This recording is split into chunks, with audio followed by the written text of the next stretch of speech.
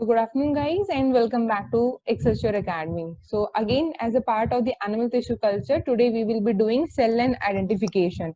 So before we start, so till now what we have discussed is about the animal tissue culture, media composition, right? Then what are the different ways by which you can grow the cell lines? What are the different medias are there? Then how exactly you understand when to start the subculturing? Correct. So now in today's lecture, we are going to understand the cell line identification. So what does it mean? It means that suppose you are buying from some company that you have bought the cell line you have bought. Okay. Now they are saying that it is HeLa cell lines, but you want to confirm from your side that whether it is really HeLa cell line or it is some other cell lines. It can be anything, because when you see the morphology, it might be sharing the same morphology, but the DNA or the content, it will be different. So that is the cell line identification. So you are going to identify the origin of the cell lines. So there are certain methods are there to carry out those, to carry out the identification process. So today we are going to discuss that. Okay. Okay. So before we start, okay, so cell line identification is done to determine if there is a presence or absence of cross contamination. So what do you mean by cross contamination over here? Anyone? So cross contamination means that if suppose many people are working in the lab, so obviously if you're working, for example, in the cancer lab, so what happens, there are around 10 PhD students are there, right? So each PhD students will be working on different cell lines. So there are chances that you must be using the same laminar hood. Okay. So all these experiments are done in the laminar hood, like how you have for the bacteria. In the same way, you have different for animal tissue culture studies also. So all the PhD students will be using the same laminar hood. So there are chances that the cell lines might get mixed up. Okay, suppose you are working on HeLa and someone else is working on CHO. So there are chances that both of them can get mixed up. So that is the cross contamination. So this needs to be avoided. Okay. It also confirms the original species of the cell line. It detects the transformed cells and evaluates if there are any genetic instability. So if suppose you are working on the fibroblast cell lines are there. So these are the primary cell lines. Okay. Now, while doing all the experiments, you might see that there are certain changes in the morphology. So you can also study whether the cells from being normal to malignant or the transform or the cancer one, they are becoming, the transformation is happening or not. Okay. So you can also check for the genetic instability. So you can check for the any chromosomal breakage is there or not. So all these studies can be done using this cell line identification. So there are many techniques are there which we are going to discuss in this video today, to prove the integrity of the culture cell. So what do you mean by the integrity of the culture cell? It means it will tell you the origin of the species, okay, from where the cell line has been originated. It will also tell you whether the cell line is good in shape or not. Okay. So first one is the morphological analysis. So morphological, it's very simple, like how in the case of bacteria, you have got the cocci shape or the rod shape, right? In the same way, in the case of animal cell lines also, there are defined shapes of the cells. So by looking at the cells under the microscope, you can actually guess that it is, okay, this is fibroblast or this is epithelial or this is neuronal, right? So neuronal is the mostly easily detected under the microscope, because how does it look. You can see so many axon dendrites are there. So the moment you see under the microscope, you can actually, it's very easy to identify the neuronal cells. Okay. So observation and morphology is the most direct technique to characterize these cell lines. Okay.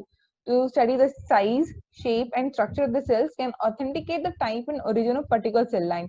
But see, nowadays in the lab, all these things are being considered. Okay, you go actually for the checking the size, shape, and structure of the cell lines. But after this, also there are certain analysis called STR analysis. We'll study about that. Don't worry, in the next slide only. So this is very important to be carried out, because this will confirm the actual origin of the cell lines. Okay, it will tell you, okay, this means these are, if suppose these particular sequences are present, it means it is HeLa. If these many are present, it means it is CHO. Okay. Now, most cells can be divided into 5 basic categories based on their morphology. So what are those? It is fibroblast, epithelial-like, lymphoblast-like, endothelial-like, and the neuronal. Okay. So let's see how the structures looks like under the microscope. So you can see over here. So this one is your epithelium. Can you see? So the dark, in this case, if you see the dark ones, the dark purples are actually your DAPI stain. Okay. I have mentioned already what is DAPI used for? Anyone? What is DAPI used for? Pratima, any idea? I'm not asking the full form, though you are supposed to know the full form of DAPI. So DAPI is a dye used during your animal cell studies. So it is used for basically for what? Anyone? Sandhya? Pallavi?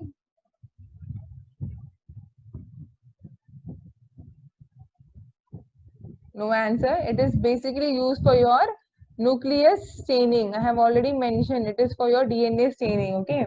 So every time, whenever you study any animal cells, you are going to stain with the DAPI. When this DAPI is not present, it confirms the absence of the cell lines. Okay. Ma'am, voice breaking, ma'am. So the next one is the lymphoblast. So you can see how nicely circular shaped cells are there. Now fibroblast, can you see the structures over here? In this case, it is like this. It is already stretched like this. Okay. Now these are your neuronal. You can see how axon dendrites are spreading here and there. So this is very easy to understand under the microscope. And then you have got the endothelial. Okay. So from all these, you should able to at least of all these 5, you should be able to detect like what kind of epithelial. Oh, sorry, what kind of cells are present under the microscope. So basically, these kinds of cells only we use. Max to max like HeLa, CHO and all etc. They comes under this category. Okay. Now STR analysis. Now this is very important. Please listen carefully. So STR stands for short tandem repeats. Okay. So it's a profile. Like you must have heard of your DNA fingerprinting, right? In the same way, each cell line has got its own fingerprints. Okay. So what is happening then? So whenever you run, you take out the DNA from animal cells. Okay, you take out the DNA from the animal cells. Then what you're going to do? You're going to run the STR. Now how it is done?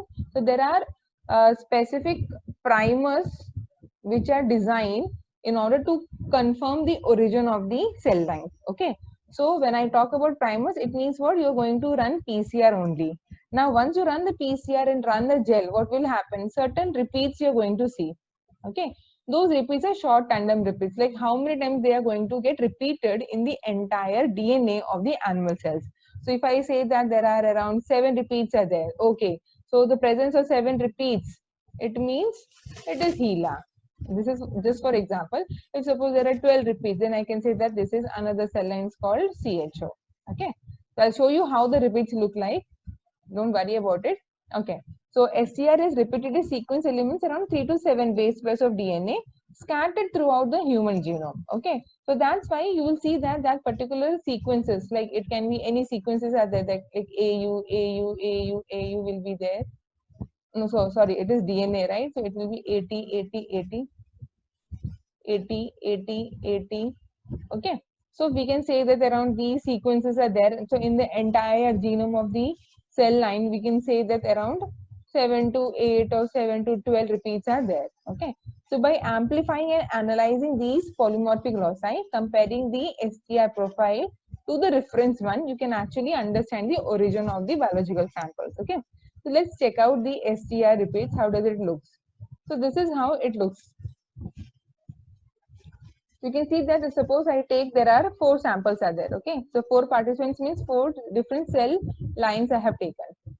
Now, what do you see the repeats over here? So there are 8 repeats of GATA. Okay. So you can see that there are 4 repeats are there. 1, 2, 3, 4, 5, 6, 7, 8. Okay. Now, in the case of second, there are 9. Then in the case of third, again 9 repeats are there. In the case of fourth participant, there are around 10 repeats are there. So now from the reference, you will be able to understand that 8 repeats means this particular cell lines, 9 repeats means these particular cell lines, then 10 repeats means this particular cell lines. So this is how you actually do your SCR analysis. So what are the steps? Take the DNA from the animal cells, extract the DNA. So how you're going to extract the DNA? I have already mentioned. Go for the cell lysis, rupture the cell membrane of the animal cell lines, homogeneity is formed, right? And then you just need the DNA. So DNA means what? You're going to carry out the DNA extraction protocol. Okay. Now, once this DNA extraction protocol has been done, you get the DNA. Now, take the DNA, carry out the PCR. Already the primers are designed and universally available in the market. So, just buy those. So, if you are working on CHO, then you're going to buy the primers which will identify that this is CHO, okay? And do your PCR. Now, if you get the bands, you can actually confirm. Now, after getting the bands, what you have to do? Take this particular portion and give it for sequencing. Now, how to carry out sequencing? Already taught in the Renninger series, right? When we were talking about the protein sequencing, as I have also mentioned how to carry out the DNA sequencing also. So, in the same way, it has to be carried out for all your samples. Okay. Is it clear or am I going fast?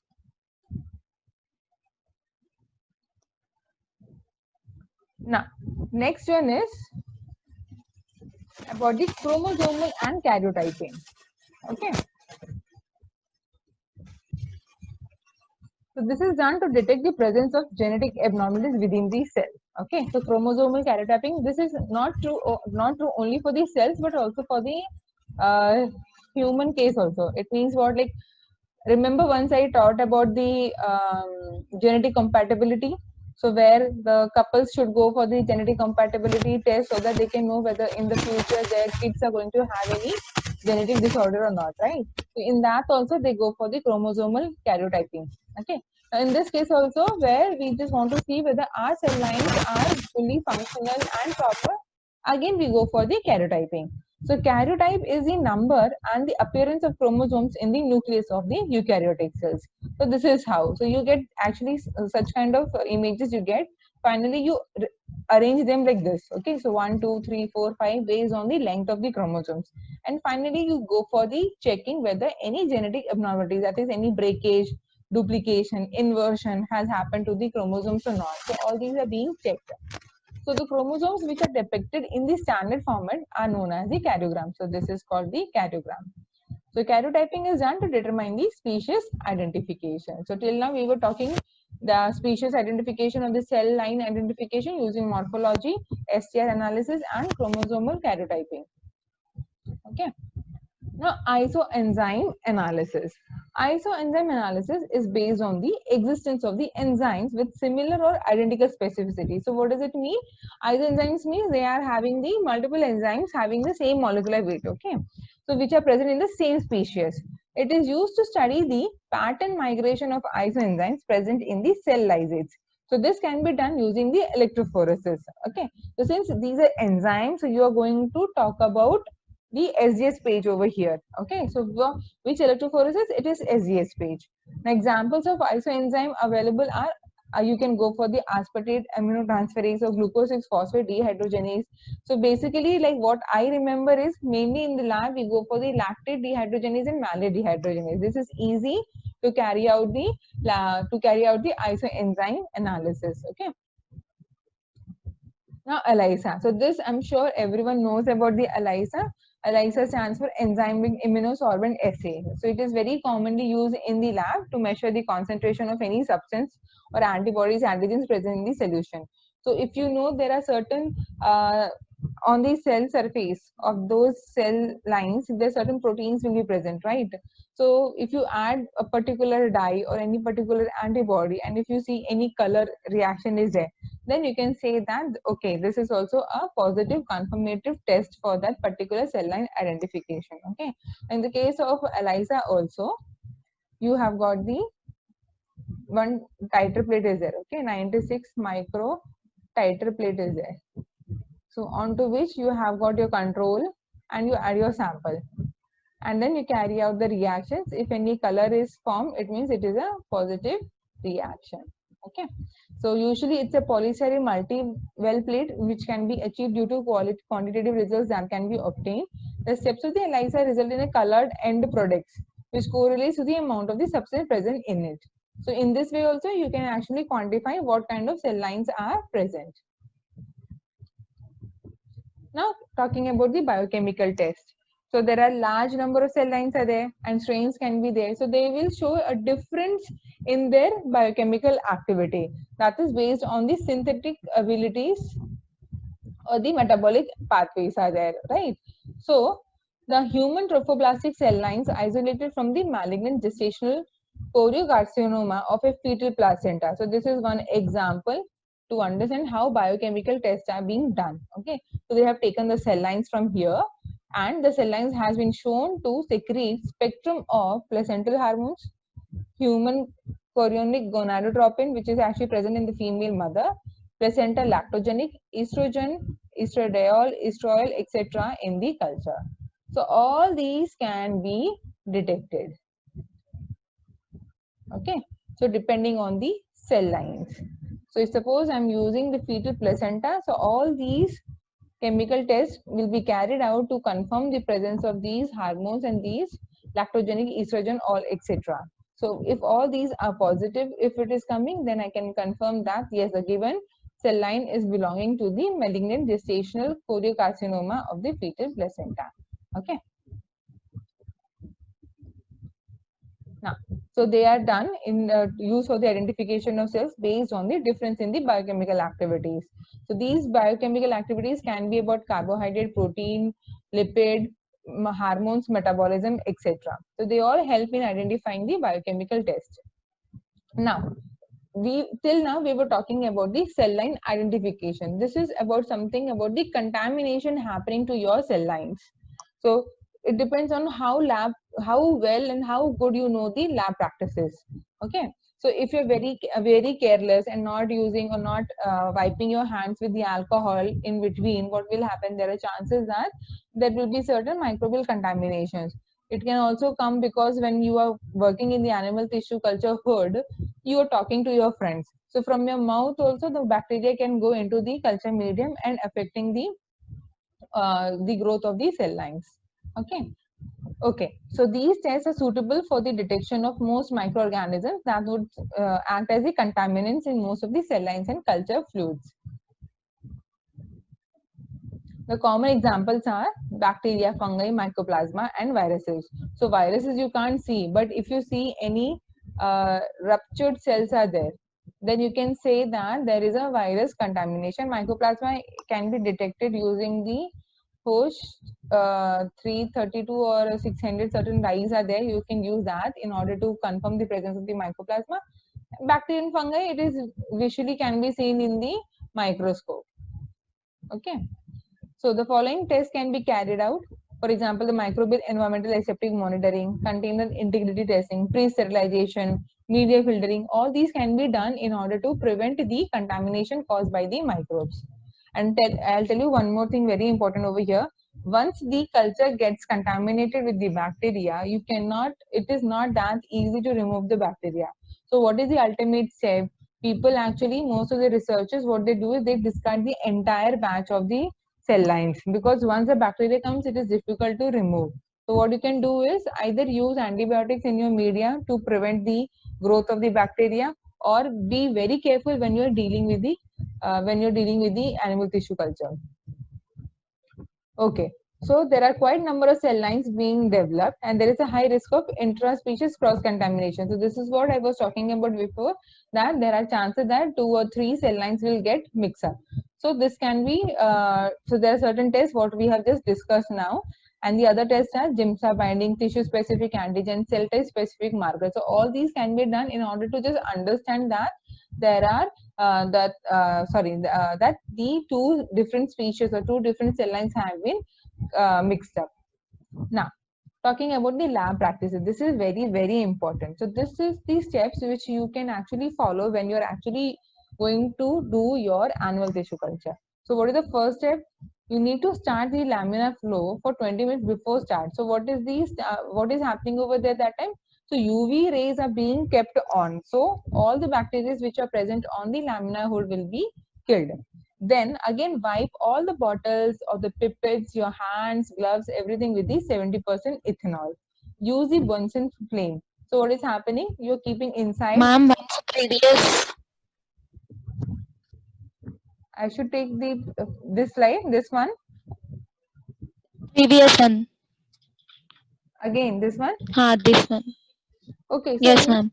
in this, I just mentioned that how you actually see contamination can happen in the cell culture. Okay, so what kind of contamination we are talking over here? About the bacteria, fungus, mycoplasma, and virus. Now, why this is happening? Because your media was not sterilized. So whatever media you make, remember that media have shown RPMI, DMEM. Whatever media you get, you need to sterilize it. Okay. So after, if suppose the sterilization is not proper, there are chances that all these contamination can come. Okay. Now, how to avoid any microbial contamination? So aseptic environmental monitoring. So this is what I was about to discuss, like how you need to carry out the aseptic procedures. So that is keep your Bunsen burner flame on, use 70% alcohol every time, right? Use your UV light before starting the laminar hood, so that UV light, alcohol, everything will kill the bacteria whichever is present on the hood. And whenever you work in on your hand also, so many people use gloves also, and few people they don't use gloves while while doing the animal tissue culture. So whatever the case is, you need to sterilize your hand also. The only way you can sterilize your hands are using the 70% alcohol. So in between, whenever you do the experiments, you need to sterilize your hands again and again. Okay. Then pre-sterilization bioburden testing, it is just that you keep the media without any culture inside the hood, okay, for 1 day, and next day just check whether any contamination in the media happened or not. That is pre-sterilization. If suppose contamination is happening, then it means your hood needs the sterilization. Okay, your hood needs the disinfection. Then media filtering before use. Of course, this you need to do. Now it's clear, Pallavi? Yes, ma'am. Yes.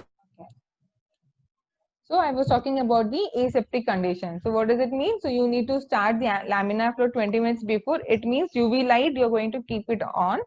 And please, one more thing is there. So in the laminar hood, if you have seen the laminar hood, there is one switch for the fan, one switch for UV light, and one switch for tube light. Okay. So many times what happened is, like many of my colleagues and students, what they have done is they keep the UV on, okay, and then they forget to switch it off. So finally what will happen? Fan is on, UV is on, and tube light is on. So they don't understand that UV light is on, and they start working. So what will happen if you have got the continuous exposure of UV light onto your body? There will be a burning sensation, right? Many people got eye problems also. The skin was burnt and they were not able to work afterwards. So all these problems are there. So you need to be very careful and alert. So use your UV lights, and after 20 minutes you need to switch it off. Okay, and then open the hood, open the switch on the fan and tube light, then start working. Okay, it's just that you need to keep the presence of mind while working in the animal tissue culture. Now, flame all bottlenecks, pipette, everything, whatever is present. So in the bottles you're going to have the media, right? Buffer is there. So all the bottles you're going to just show to the flame so that it will get sterilized, and if any bacteria is present on the rim of the cap of the bottle, it will die. Okay. Now, avoid placing caps and pipettes down on the bench. Practice holding bottle with the little finger. So this is actually you need to know how to carry out. So whatever table is there, whenever you open the bottle, never ever keep the cap of the bottle on the bench, on the hood. You have to keep it on your hand itself, between the two fingers of your left hand. Okay. So if you're writing with your right hand, you're going to transfer the media or transfer the culture, whereas using your left hand you have to hold your bottle as well as the cap also. So all these you need to get the practice, otherwise it's very difficult to do, because every time you keep on the table there are chances that it might get contamination. So that's why you need to keep everything on your hand only. Now, So work either left to right or vice versa. So if suppose in one direction you can keep all the media, all the plates, all the culture. Okay, suppose just let us say that left you're keeping. The moment whatever work has been done, like sterilizing the bottle, transferring the media, then start keeping on the right hand side. So that become it's easy. If you keep everything on the same side, you might forget which one is what, whether you have sterilized it or not. So all that confusion will come. So in order to avoid that, you can do like that. Keep everything in one side, and while working, whatever gets over, start keeping on the right hand side. Okay. Always clean the spill, like whenever you're working, suppose media falls or culture falls, please clean it immediately. Otherwise, it will cause a contamination for the next person who is going to work. Okay. Never use the same media bottle for different cell lines. So if you're working on 4 cell lines, have 4 different media. Otherwise, the cross contamination chances will come.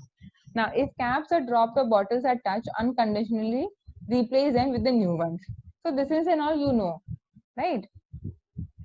Now, all this, everything you need to keep on heating, keep your media sterilized, everything. Then never use stock of materials during handling of cells. Yes, so once the stock has been made, you need to make your working stock. Like I said, remember once I mentioned about the FBS, the fetal bovine serum. I said that you get only 500 ml for around 10,000, and every time you cannot freeze it and thaw it. So what you can do, make the aliquots of around 50 ml, right? In the same way for your media also. So you make 1 liter media and transfer around 200 ml in 5 different bottles. So you just take only one. So whenever you do any lab practice, just finish it off that day itself. So you don't have to open it again and again, so that otherwise the media and everything will get spoiled. Okay, so always make small working stock also. Now, contaminants of cell culture. So already discussed. So this can be biological as well as the chemical also. So if suppose it is chemical, it means it is the endotoxins, plastics, metal ions, etc. So these are invisible. So you won't be able to see all these things. Now, endotoxins from where it will come? From the bacterial, right? Plasticizers, if suppose the plate you're using, it's not being sterilized and cleaned properly, so even that can affect, because on the plate surface only the animal cells are going to grow, right? They are going to adhere. If that is not proper, then it is not going to adhere. And then biological, as already mentioned, it can be bacteria, fungus, or the mycoplasma. Now, what are the effects of the biological contamination? So you know, if suppose bacterial or fungus contamination happens, it will compete for the nutrients which is present in the media with the host cells. It will start producing the acidic and alkaline condition, which will actually stop the growth of the your animal cells. Okay, for example, degraded arginine, purine inhibits the synthesis of histone and nucleic acid. So you know that if there is no histone, no nucleic acid, these cells cannot grow, they cannot divide. They also produce H2O2, which is toxic to the cells. What is H2O2? It is hydrogen peroxide, right? So it is actually not good for the growth of the cells. Now, how you're going to detect? So these are the different methods which we are going to discuss. So now how to detect the contaminants? So what are the different ways? So if you can see that the culture media is turbid, so this is very obvious, like from the outside itself you can see. So it has, initially it has to be very clean pink color media. If it is turbid is there and suspension if you see, then it means there is a growth in the media, right? So bacterial growth will be there. Now suppose the pH is high, then also if there is a poor attachment of the cells, so all these like multinucleated cells are there. So this is and all you will see once you stain the cells and observe under the microscope. Okay.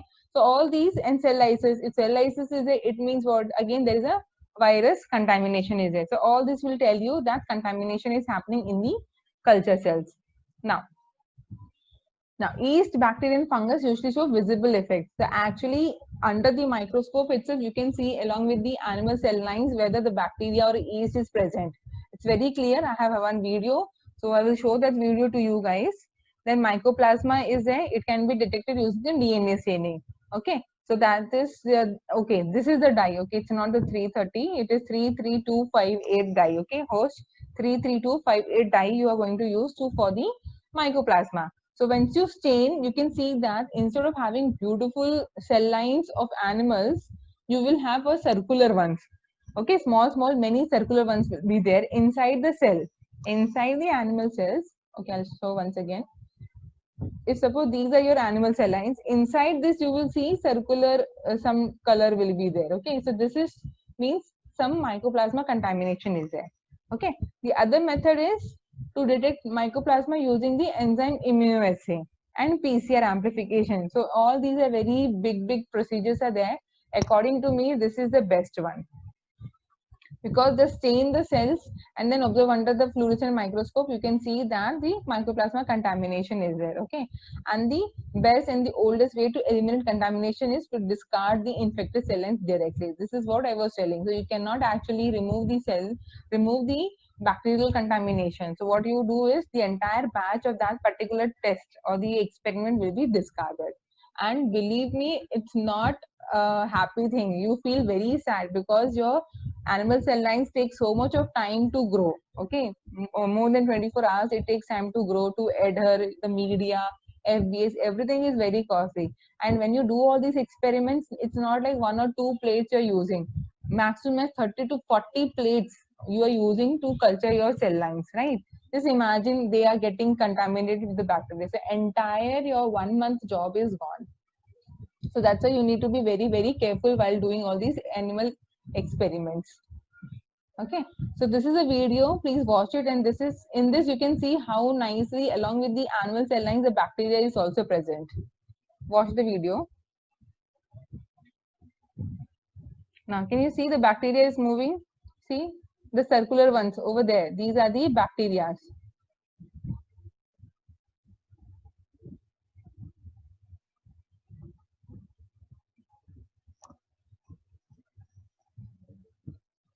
So different bacteria are there. Now look at over here. So you can see both cocci and the rod-shaped bacteria are there along with your animal cells. This is highly contaminated culture of your animal cell lines.